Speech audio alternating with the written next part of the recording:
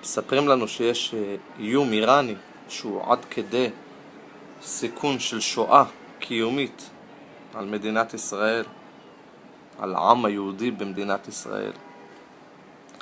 נכון שקל לדמיין שבאיראן יש איזשהו מוכר פלאפל שמכרו לו בדיוק את אותו הסיפור רק הפוך, שאנחנו הישראלים כל היום וכל הלילה עמלים רק למטרה אחת ויחידה, להשמיד את האיראנים.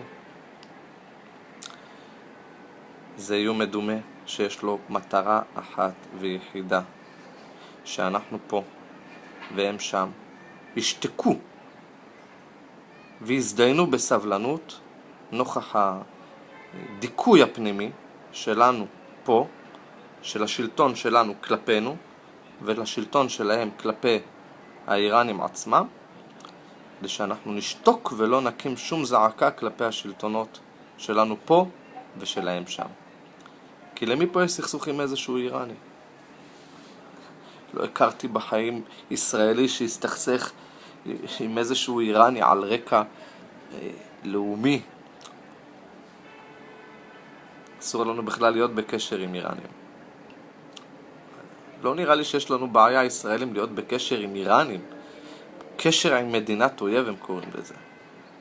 לי אין שום בעיה להיות בקשר עם אף אדם, בכל מקום, בכל שעה. וכל מי שאני מכיר אין לו שום בעיה כזו. אנחנו כן סחבקים.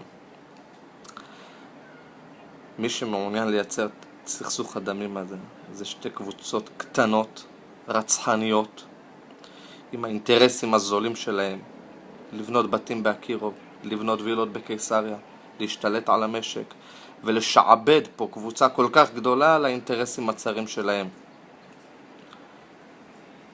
וביום שאנחנו נבין, ונראה לי שהגיע הזמן להבין את זה, שאנחנו בני האדם, אנשים פשוטים, שוחרי שלום, לא מחסנאים של פצצות. בינינו אין שום בעיה. זה הסוף רק לדבר אחד. זה סוף לשלטון הדמים של שתי קבוצות קטנות, וזה הסוף שלהם משום שאנחנו נקום עליהם פה, והם יקומו עליהם שם. וכשאנחנו נקום פה נגד השלטון שלנו, יש לזה רק תוצאה ומטרה אחת, לכונן סוף סוף אחרי 64 שנות כזב ושקר דמוקרטיה אמיתית שמגנה על זכויות היסוד של התושבים, ולא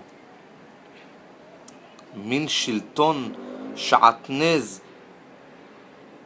כזבן שכל התוצאה שלו זה לשרת אינטרסים של בעלי כוח, קבוצת מיעוט קטנה, על הילדים שלהם, על המקורבים שלהם, על האינטרסים הצרים והזולים שלהם.